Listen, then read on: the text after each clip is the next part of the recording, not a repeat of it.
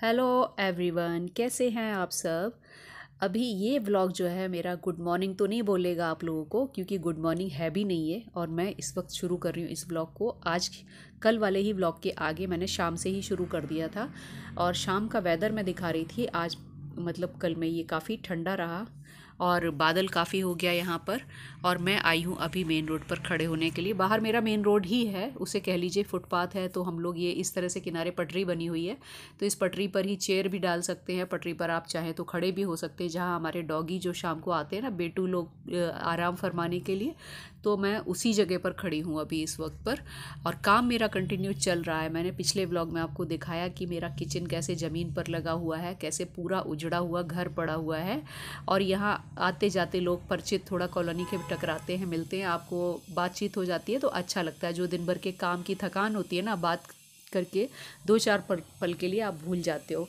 और पता है कि अभी फिर से काम लगना ही है। और आज मैंने सोचा है कि मैं, क्योंकि बाहर में जितना सामान बिखर गया है ना, मुझे निकालती तो गई पर रखने के बाद खुद ढूंढना दिक्कत हो रही है उसको, कि मैंने कौन सी चीज़ किधर रख दी।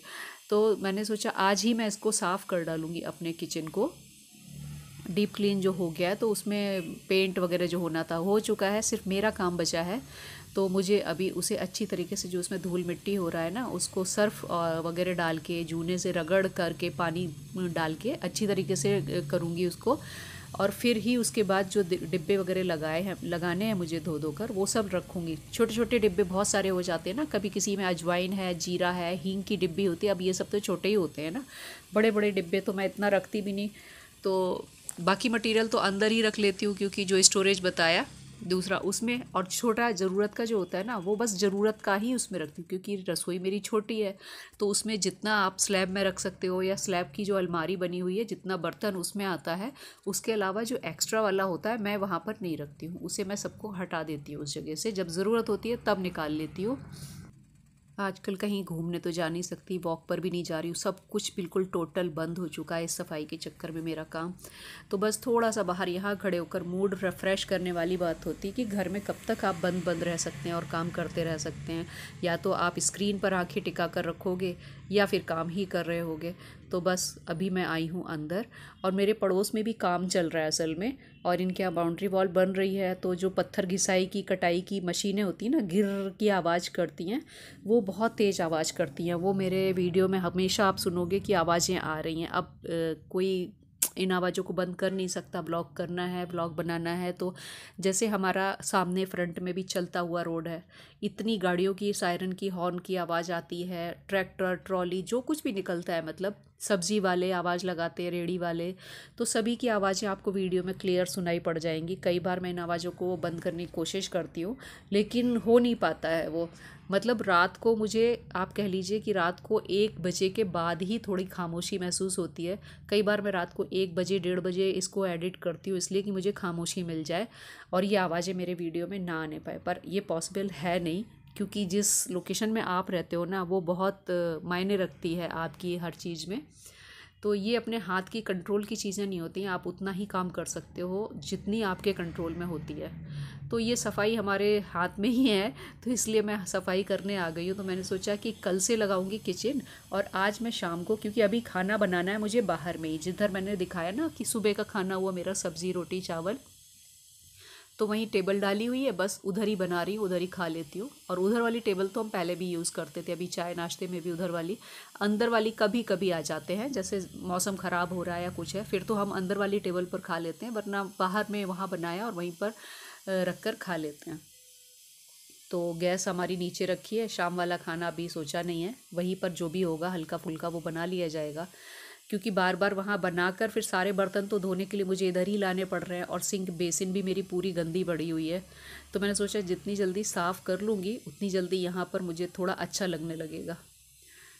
तो इसको मैंने स्टील जूना जो आता है उसी से रगड़ रही हूँ। बस साबुन ले लिया है, पानी डालकर पूरी स्लैब को। और इसमें क्या है ना, जिस जगह जैसे बर्तन स्टैंड रखा होता है या कुछ चीज़ें, अब उसके नीचे डेली हाथ नहीं जा सकता सफाई करने के लिए, तो वहाँ पर जो बर्तनों का पानी गिरता है, या जो भी उसमें लगा रहे, उसका क्या होता है, यहाँ पर चूना बहुत है पानी का, पानी में जो आता है डेली में, वो स्लैब पर जमता रहता है। उसको छुड़ाना जो है ना, थोड़ा सा ताकत मांगता है वो, कि आप थोड़ा ताकत से उसे रगड़ेंगे तब वो जाता है। कई बार तो नहीं भी जाता है, इतना ढीठ हो चुका होता है वो कि कई बार वो चूना जाता ही नहीं है। तो मैं कोशिश कर रही हूँ कि जितना अपने उसे ताकत से मैं उसे साफ़ कर सकूं, निकाल सकूं, क्योंकि फिर अगर एक बार सामान आ गया यहाँ पर तो फिर उसे कई दिनों तक हटाकर दोबारा पॉसिबल नहीं होगा कि मैं सफाई कर पाऊँ। इसलिए मैं हिम्मत जुटाकर आज लगी पड़ी हूँ। और ये कॉर्नर है वो जहाँ पर मैं जैसे स्टील का बर्तन रखती हूँ ना, अपना स्टैंड रख लेती हूँ, मुझे आसानी होती है उठाने के लिए। और कोई जगह नहीं है कि मैं उसे वॉल पर लगवा दूँ या कहीं, तो मैं सोचती हूँ इधर से उठाने में आसानी रहती है, तो इस जगह ही उस स्टैंड को रखती हूँ। अभी फिर से यहीं पर रखा जाएगा वो साफ़ करने के बाद।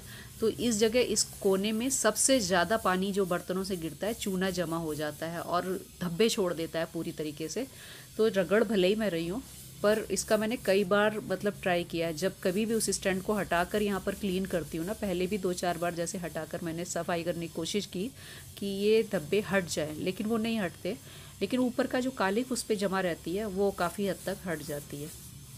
तो यहाँ पर बस ये चल रही मेरी रगड़ाई। अभी करती हूँ क्लीन, जितनी भी ताकत है कोशिश पूरी कर लूँगी मैं।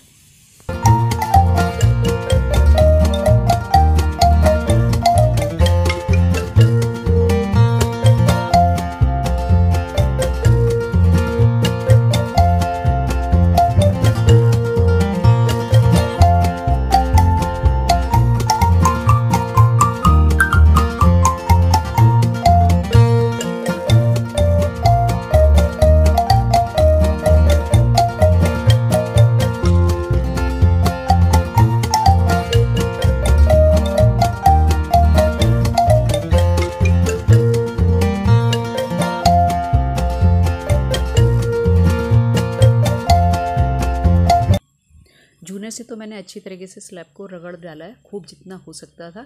अब मैं गीले कपड़े से लेकर इसको पूरा, जितना भी साबुन और गंदगी है, जितनी धूल मिट्टी इसमें निकली है, सारे को पोंछ रही हूँ जितना भी, और 3-4 बार इसको इस तरह से पोंछ कर निकाल दूँगी। कपड़े को साथ साथ धोती जा रही हूँ मैं, ऐसा नहीं कि एक ही कपड़े को लपेट रही हूँ इसमें।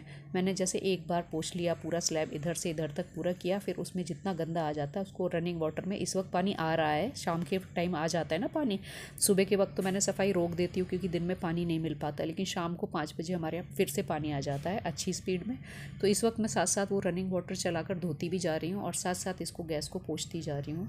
तो इसका जितना भी मैला है सब कुछ निकलता जा रहा है, सब कुछ अच्छी तरीके से। और इसकी नीचे की अलमारियां हैं, इसके बाद पूरा पोंछने के बाद उन अलमारियों को भी धोना है मुझे। पूरा धो दूँगी तो पूरी रात में जितना है सब कुछ अच्छी तरीके से सूख जाएगा। सूखने के बाद सुबह इसमें आ जाएगी पूरी लगाने की बारी सामान। हमारी तरफ सर्दियां शुरू हो चुकी हैं अच्छी खासी, मतलब दिन में थोड़ा गर्मी हो रही है लेकिन धूप नहीं होती है। बादल होने लगा है तो जिसकी वजह से दिन में धूप नहीं हो रही है, पर टेम्परेचर बढ़ जाने की वजह से गर्मी फील होती है, लेकिन उतनी गर्मी नहीं हो रही जितनी अभी पिछले 4-5 दिन पहले हो रही थी।